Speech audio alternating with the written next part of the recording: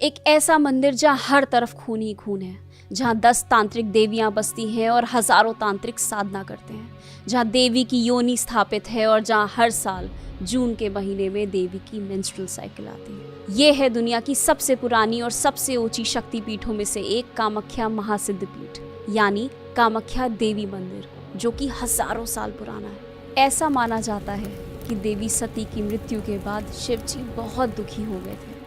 उनके जले हुए शरीर को लेकर वो पूरे ब्रह्मांड में चक्कर लगाने लगे। एक कहानी के अनुसार तब विष्णु जी ने अपने सुदर्शन चक्र से देवी के शरीर के 51 टुकड़े कर दिए। ये टुकड़े धरती पर अलग अलग जगहों पर जाकर गिरे और पीठ निर्णय तंत्र के अनुसार इस धरती पर 51 शक्ति पीठों की स्थापना हुई। उन 51 खंडों में से देवी की योनि असम के नीलाचल पर्वत पर जाकर गिरी और गिरने के बाद उसने पत्थर का रूप ले लिया।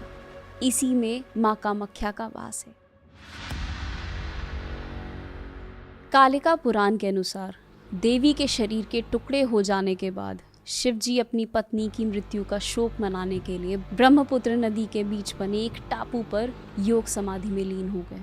इसी बीच उनकी गैर मौजूदगी में तारकासुर नाम के एक राक्षस ने पूरी दुनिया में हाहाकार मचाना शुरू कर दिया। तारकासुर एक ऐसा राक्षस जिसने घोर तपस्या करके ब्रह्मा जी को प्रसन्न किया और उनसे 2 वरदान प्राप्त किए थे। पहला कि तीनों लोकों में उसके बल और बुद्धि की बराबरी कोई ना कर सके, और दूसरा ये उसकी मृत्यु सिर्फ और सिर्फ शिव जी के बेटे के हाथों ही। पर यह कैसे संभव था? देवी सती की मृत्यु के बाद शिव जी ध्यान में लीन थे और इधर तारकासुर का कहर बढ़ता जा रहा था। उसने वरदान का फायदा उठाकर स्वर्ग लोक पर कब्जा कर लिया, देवताओं को बाहर कर दिया और अपने आप को नया इंद्र घोषित कर दिया। सभी देवी देवताओं ने हार मान ली और अब तारकासुर को हराने के लिए एक ही रास्ता बचा था, शिव जी की तपस्या को भंग करना। लेकिन ऐसा करने पर शिव जी के क्रोध का नतीजा क्या होगा, ये सोचकर सभी डरकर पीछे हट गए। आखिरकार शिव जी का ध्यान तोड़ने की जिम्मेदारी कामदेव को मिली। कामदेव ने शिव जी पर एक फूलों का तीर चलाया, जिससे उनका ध्यान टूट गया। शिव जी बहुत क्रोधित हुए। उनकी तीसरी आंख खुल गई और उन्होंने क्रोध में आकर कामदेव को भस्म कर दिया। कामदेव की पत्नी देवी रति रोने लगी। उन्होंने महादेव के आगे अपने पति को दोबारा जीवन दान देने की प्रार्थना की। शिव जी ने उनकी प्रार्थना स्वीकार कर ली और कामदेव को उनका जीवन लौटा दिया, लेकिन उनका भस्म किया हुआ शरीर वापस नहीं आया। कामदेव वापस जीवित तो हुए, पर बिना अपने शरीर के। इसके बाद शिव जी ने कामदेव से कहा कि वो नीलाचल पर्वत जाकर देवी की योनि की पूजा करें। कामदेव और रति ने सच्चे मन से देवी की सेवा की और कामदेव को उनका शरीर वापस मिल गया, जिसके बाद कामदेव ने वहां मंदिर का निर्माण कर दिया। इस कहानी के अनुसार यही कारण है कि इस मंदिर को कामाख्या मंदिर के नाम से जाना जाता है। इसी के साथ जिस टापू पर शिव जी तपस्या कर रहे थे, ब्रह्मपुत्र नदी के बीच बना वो टापू आज भी वहां मौजूद है, जिसकी चोटी पर भैरव बाबा का मंदिर है। ऐसा माना जाता है कि भैरव शिव का अवतार है और इन शक्ति पीठों के रखवाले हैं। इसीलिए इस चोटी पर बने उमानंद मंदिर के दर्शन किए बिना माँ कामाख्या शक्तिपीठ के दर्शन को अधूरा माना जाता है। हर साल लाखों भक्त अपनी इच्छा पूरी करने के लिए कामाख्या मंदिर आते हैं और भैरव बाबा के दर्शन करके अपनी यात्रा को पूरा करते हैं। यूँ तो यहाँ पूरे साल ही भक्तों का आना जाना लगा रहता है, लेकिन हर साल ऐसे 3 दिन होते हैं जिनमें यहाँ आने वालों की संख्या कई गुना बढ़ जाती है। ऐसा माना जाता है कि ये 3 दिन देवी के मासिक चक्र के दिन होते हैं और इसी कारण मंदिर के पास से बहने वाली ब्रह्मपुत्र नदी का रंग 3 दिनों के लिए लाल हो जाता है। इसी को सेलिब्रेट करने के लिए हर साल जून के महीने में 3 दिनों के लिए अम्बुबाची मेले का आयोजन किया जाता है और इस दौरान मंदिर का दरवाज़ा भक्तों के लिए बंद कर दिया जाता है। द्वार बंद करने से पहले मंदिर के ज़मीन पर एक सफ़ेद रंग का कपड़ा बिछाया जाता है। जब 3 दिनों बाद द्वार खोले जाते हैं तो ये सफ़ेद कपड़ा पूरी तरह से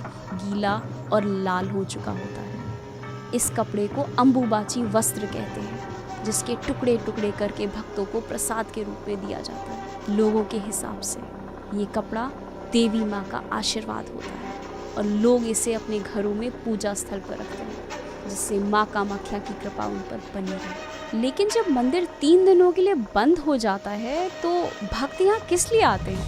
इसके पीछे का कारण है कि इन 3 दिनों का सिग्निफिकेंस सिर्फ देवी के मेंस्ट्रुअल साइकिल से नहीं बल्कि तंत्र से भी जुड़ा हुआ है। दुनिया के 51 शक्तिपीठों में से 4 शक्तिपीठ ऐसे हैं जहां सदियों से तंत्र साधना की जाती है। ये मंदिर उन्हीं 4 तंत्र पीठों में से एक है। यहाँ 10 महाविद्याएं बसती हैं। तांत्रिक ट्रेडिशन के मुताबिक ये 10 महाविद्याएं देवी शक्ति के 10 रूप हैं। तांत्रिक और योगी तंत्र साधना करते वक्त इनकी पूजा करते हैं और अलग अलग तांत्रिक सिद्धियों को हासिल करते हैं। और यही कारण है कि अंबुबाची के मेले में हजारों तांत्रिक और अघोरी भी आते हैं। तांत्रिक साधुओं और अघोरियों के लिए ये मेला इतना भव्य होता है कि कई ऐसे साधु जो पूरे साल दुनिया से दूर कहीं अकेले में साधना करते हैं वो भी इस मेले में आकर शामिल होते हैं। इस सब की वजह से इन 3 दिनों में मंदिर के वातावरण में एक अलग ही एनर्जी होती है।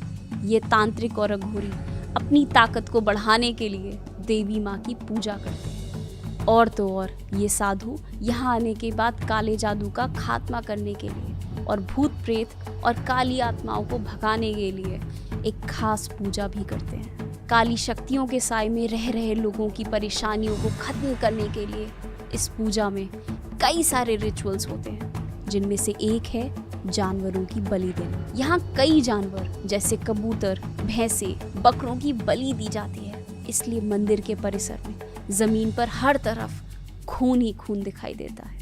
लेकिन यहाँ पर मादा जानवर यानी फीमेल एनिमल्स की बलि चढ़ाना सख्त मना है। इन्हीं सैक्रिफाइस के रिचुअल्स को देखने के लिए इस मंदिर में एक अलग जगह बनाई गई है। लोग कोशिश करते हैं कि वो अपनी आंखों के सामने इन जानवरों का सर कटते हुए देख सके, क्योंकि यहाँ की मान्यता के हिसाब से जो देवी माँ के लिए बलि पर चढ़ाए गए जानवरों का सर कटते हुए देखता है वो पूरे साल सुखी और स्वस्थ रहता है।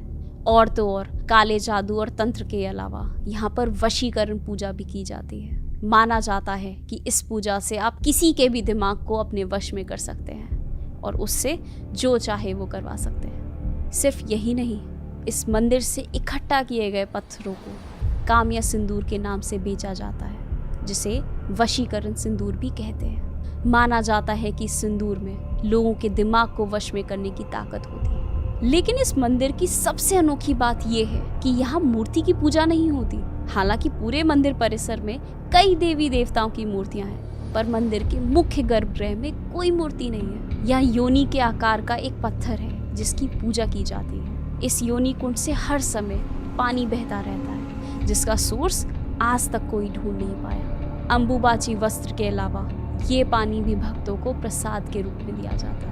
ऐसा माना जाता है जैसे 9 महीने बाद बच्चा माँ की कोख से जन्म लेता है, वैसे ही देवी की योनि से इस पूरी सृष्टि का जन्म हुआ है और देवी की मेंस्ट्रुअल साइकिल से इस संसार में जीवन बना हुआ है। लेकिन कुछ लोग इस मेंस्ट्रुअल साइकिल वाली बात को गलत मानते हैं और ऐसा कहते हैं कि नदी के पानी को लाल बनाने के लिए यहाँ के पंडित उसमें सिंदूर मिला देते हैं। कई साइंटिफिक थ्योरीज ऐसी भी हैं कि यहाँ की मिट्टी आयरन से भरपूर है और इसी वजह से नदी का पानी लाल हो जाता है। लेकिन इतनी विशाल बहती हुई नदी का रंग सिर्फ सिंदूर से कैसे बदला जा सकता है? और अगर आयरन के कारण पानी लाल हो रहा है तो साल में सिर्फ 3 दिन ही क्यों?